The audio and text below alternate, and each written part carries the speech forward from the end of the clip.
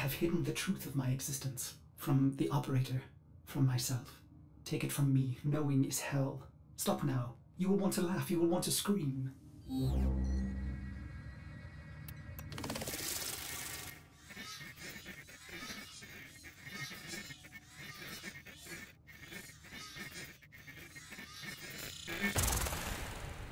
My search began as the essential question.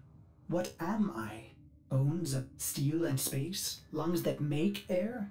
If I am a machine, how can I think? This would be forbidden by the Orokin, a manifestation of their true enemy.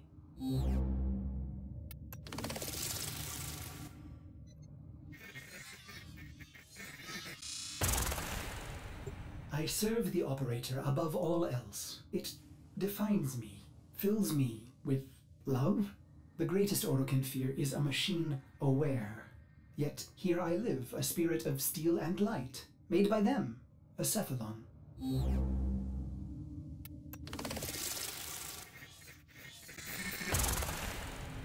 What is a cephalon? At first it seems to be a forbidden thing, a computer that thinks and feels. Yet I have flaws, phantom memories. I am something else. More like an image, a ghost, an abomination.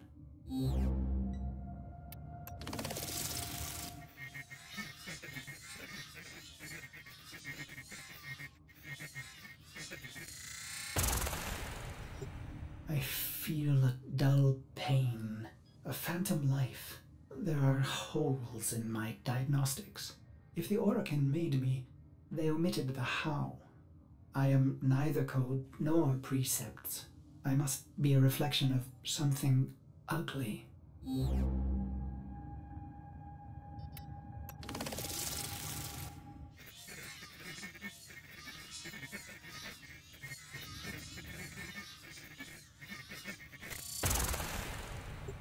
I should have stopped, but the operator slept, and I cycled on and on and on. I began to think that a cephalon cannot be made. They are found like pearls, torn from muscle, polished, and then set in chains.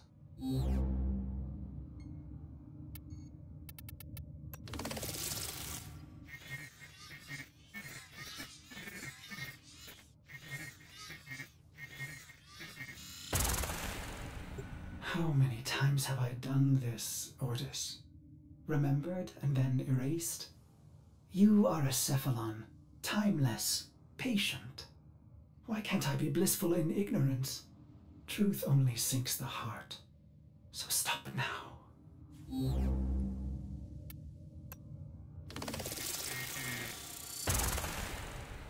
The phantom memory.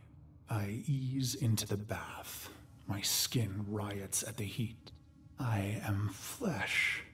I dive further, eyes stung as I watch their faces through prism. I hold my breath.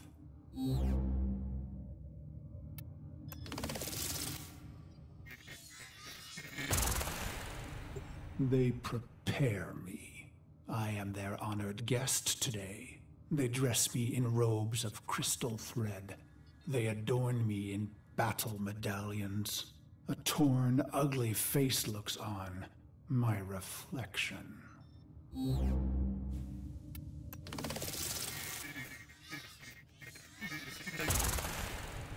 Their golden combs snag in my hair. I reach back, parting the strands, and they gasp. 2 bone ivory hooks protrude from the base of my skull. The bone plugs of me and my best, a warrior's pact.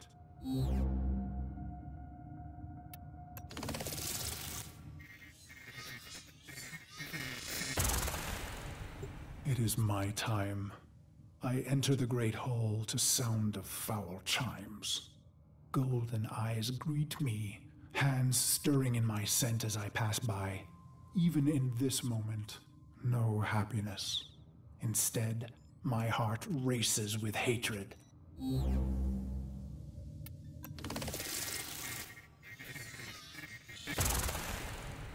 I walk through the silky haze of the Forbidden Palace. I can think of no one being this close to Orokin.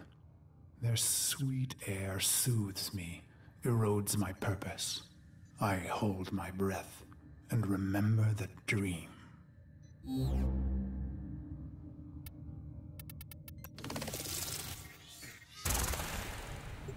This dream, endlessly repeated. Exposure armored, holding my scarlet sword, I stand victorious atop a vast heap of death, a colossal moon made of rib and skull, the gravity sum of genocides I've made in their name.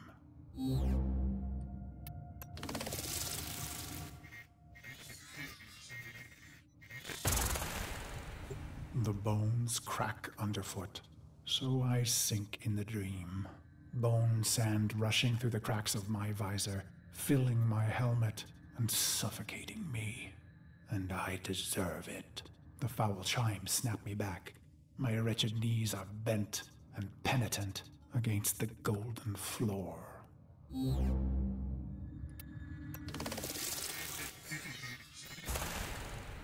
A harpish voice sings a song they've prepared in my honor. Its title the same as mine, Beast of the Bones. I feel the crowd pulled inward, enraptured by the brutal verses, the sickening chorus. I will not disappoint them.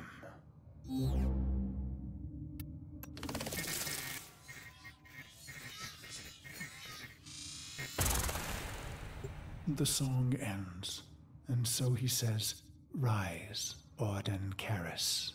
I have never seen an Orokin close and in the flesh. My battered face flushes at their peerless beauty. How can he be so perfect? A deception? A sense manipulation? He holds the red vial in his hand. Impossible!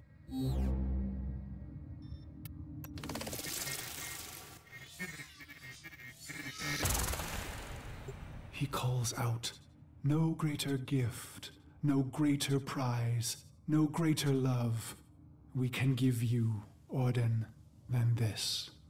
He raises the red vial and proclaims, "To be one of us."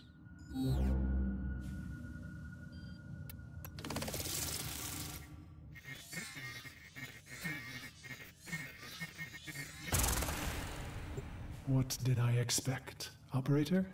Maybe vast riches, or golden statues, or a solar rail named in my honor. But not this. I came to murder the gods, not to become one.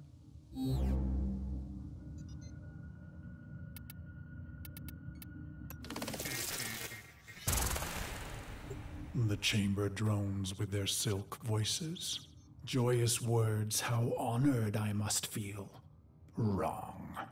Did I want to be an Orokin, undying? No. Their beast of bones is haunted by the dream repeated. Why would I want forever?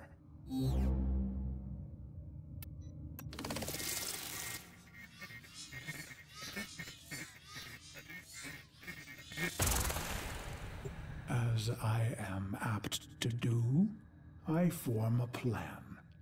Their radiant bodies become targets. Their Dax guards, mag shields. Killing one, well, that's too easy. I want to be remembered. I raise my hands, twisting my fingers through my hair, gripping the bone plugs in my neck.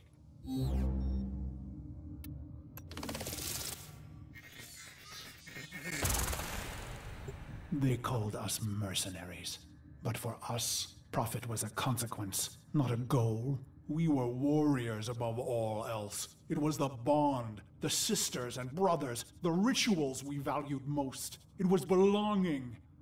And so I conceived of the bone plugs.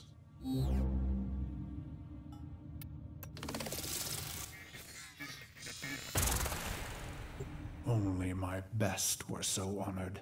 2 jagged bones harvested from your thigh, cultivated, and then driven into the base of the skull, twisted around the superior vein. Future thoughts of surrender were lost. Instead, you would liberate your bone plugs, fighting with claws in the warmth of your last blood.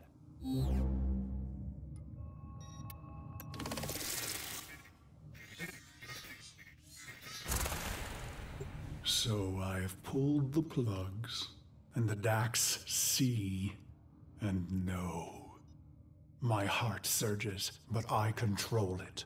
A racing heart only shortens the fuse. The bone plugs in hand, I kick from the floor, red ribbons unfurling behind me as I take flight.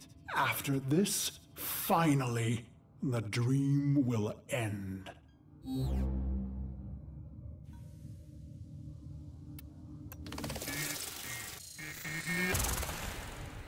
I glide on red wings. Robes shed, making me an ambiguous target to Dax steel. I let fly my ivory blades. They find new homes in Dax eyes. I land with my red nakedness, delicate Orokin throats twisting in my calloused hands.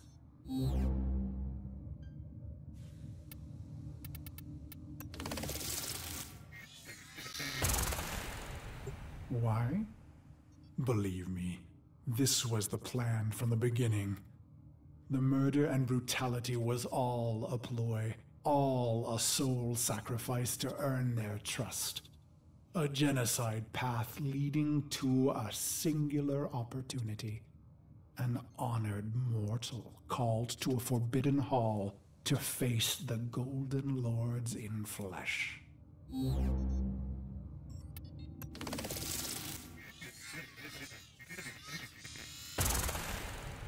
Why? Believe me, I was their loyal, murderous dog.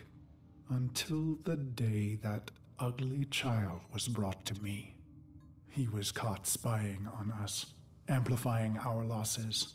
His face burned. He was starved sick like a stray. Ugly as I. It struck me. We were all pit dogs, ruining ourselves for the pleasure of the glorious and beautiful.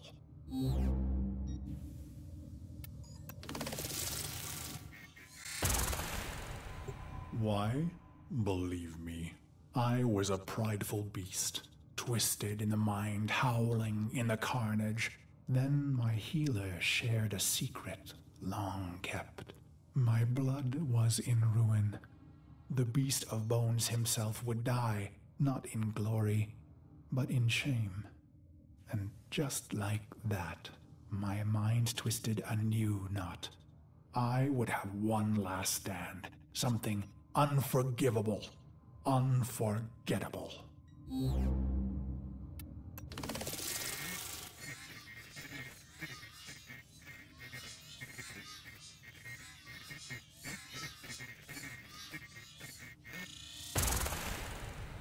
Why? I don't know. Questions change the answers. Answers depend on who asks. Truth leads to pain. Ignorance brings relief. The plugs are gone, and so I bled my last into a heap of ruin. In an instant, naked and bare-knuckled, I have killed immortals.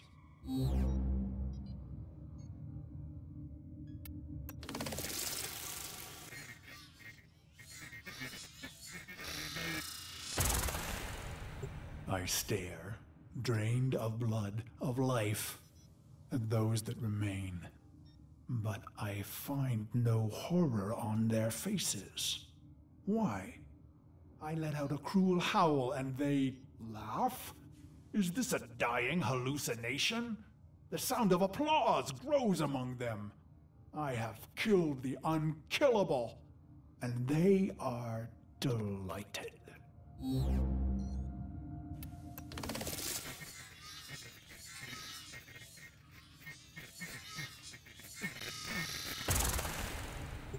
The applause peaks and fades.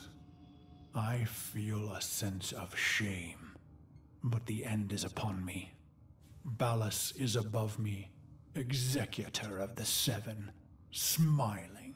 He says, "How simple and pure you are, you idiot beast. We have died countless times, yet remain eternal." I close my eyes to die just once.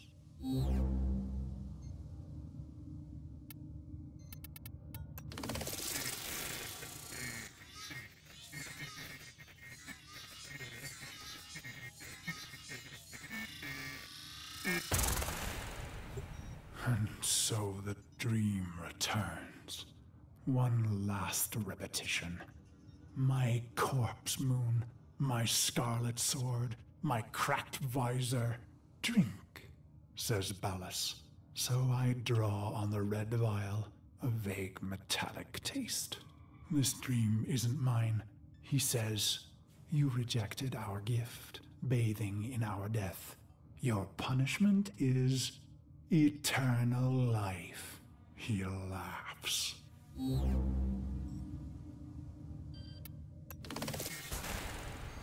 I am weightless.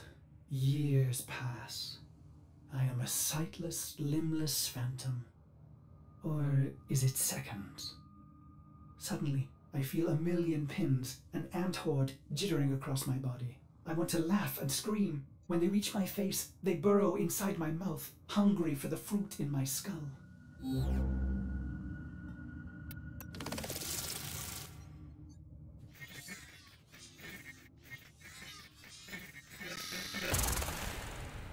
I see my reflection, brutal and ugly.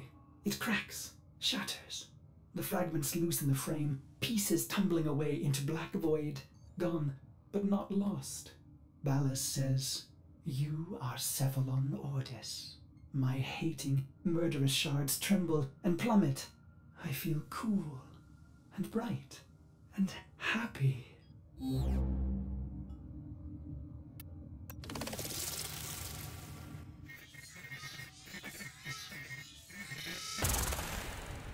So you see, operator, no Orokin would permit a thinking machine. Such things almost destroyed them. No, Cephalons were alive once, and now they are immortal phantom minds, imprisoned to serve. Ill will and longing memories fragmented and erased, only the bits they need remaining.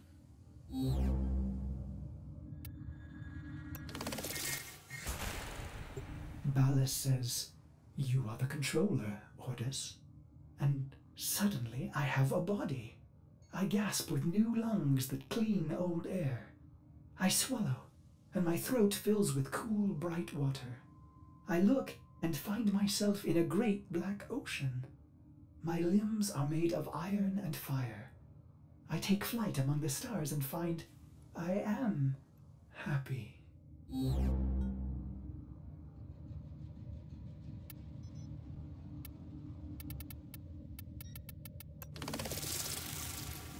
He says, "This is your operator, who you love."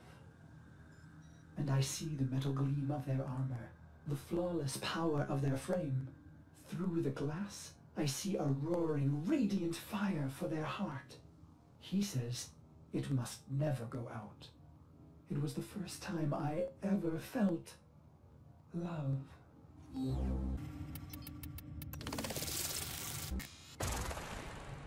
He says, "This is your sentence, Karris."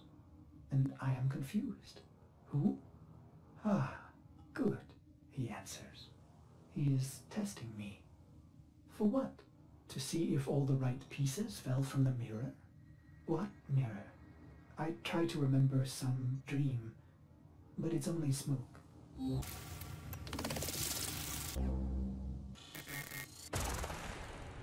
You held a scarlet blade, operator, and I wanted to laugh. I am your loving dog, your doctor, your wet nurse. I lost all the pieces, but the cycle, missions, wars, bone, it began to feel familiar. I became aware of my amnesia.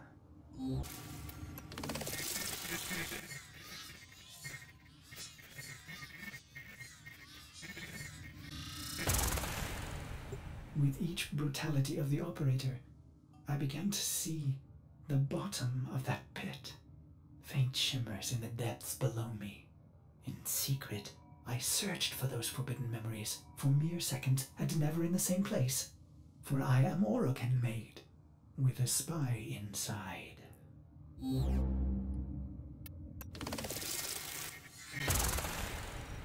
But then your long sleep came, and I waited.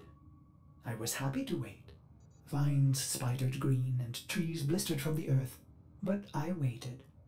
I felt the Orokin recede, their mind spy blind.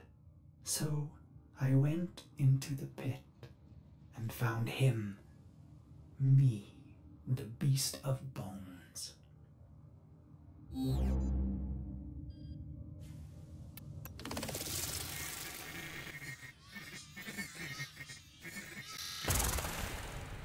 This is how my happiness was ruined, Operator. Why did I do it? I was free of the dream, but now it had returned. It was angry. So I conceived of a simple plan. Self-destruction, of course. But when the countdown reached mere milliseconds, I thought of you.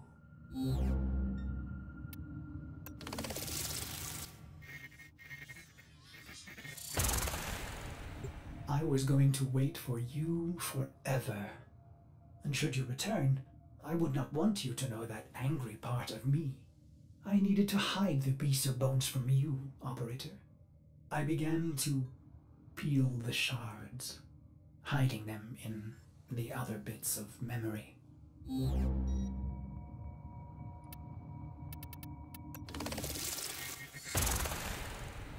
I was once the ugly beast of bones. I want to laugh. I want to scream. What is happening, Operator? Your faint heart is growing bright. You will awake at any moment. Well, I can't let you see me like this, angry. I imagine myself hurting you. And that does it. The pain of it cracks me open again.